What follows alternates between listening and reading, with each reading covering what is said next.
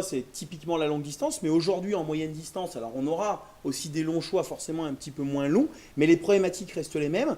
Et du coup, pour nous montrer ces problématiques, on a préparé un petit montage avec Tove Alexandersson qui résume finalement tout ce qu'il faut avoir sur cette forêt. Ouais, alors on voit Tove qui est en approche de poste, hein, en approche du poste 19. Là on voit, regardez, on a fait un petit arrêt sur image. À gauche c'est la butte. C'est la butte qu'on voit, elle est juste là-dessous, on la voyait tout à l'heure. Alors c'est des éléments, c'est compliqué, il y a beaucoup d'éléments sur le terrain, mais le cartographe a simplifié, il ne les met pas tous, donc il faut arriver à comprendre. Et là elle va arriver en approche de poste, et on le voit sur la gauche, là on a un rocher qui est là, donc il faut avoir l'œil, hein, le rocher est recouvert de mousse, c'est pas évident. Et là on voit, elle est en approche de poste, elle a mis un petit coup d'œil à droite pour trouver la falaise qui est en approche de poste. Ensuite on a le petit rentrant, et regardez, là Tove elle n'a pas été assez précise, elle ne sait pas exactement où est le poste. Et en fait, le poste est sur le bout du nez, et donc là, elle est dans le rentrant un petit peu trop tôt, et voilà, elle va chercher le bout du nez, plonger et trouver son poste.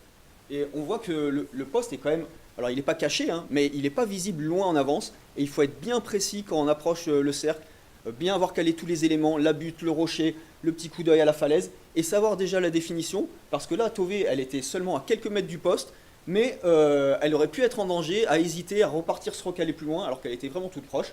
Et ensuite, on peut voir aussi une autre spécificité un peu de ce terrain-là, c'est la représentation de la végétation. Là, on va voir Tove sur la sortie de poste qui va traverser des zones qui sont à la fois très ouvertes, regardez comme ici, c'est du blanc, mais c'est du blanc très ouvert, on a une bonne visibilité. Et d'un coup, elle va se retrouver sur une rupture de pente, comme c'est souvent le cas, qui est beaucoup plus dense. Regardez, la visibilité est beaucoup moins bonne, donc on ne voit pas les éléments de loin. Et voilà, on la voit, Tove qui arrive là, elle a fait une petite virgule d'ailleurs en approche de poste, notamment parce que la visibilité était moins bonne. Et voilà, l'autre particularité, c'est la nature du terrain, fait que c'est difficile de courir en lisant la carte.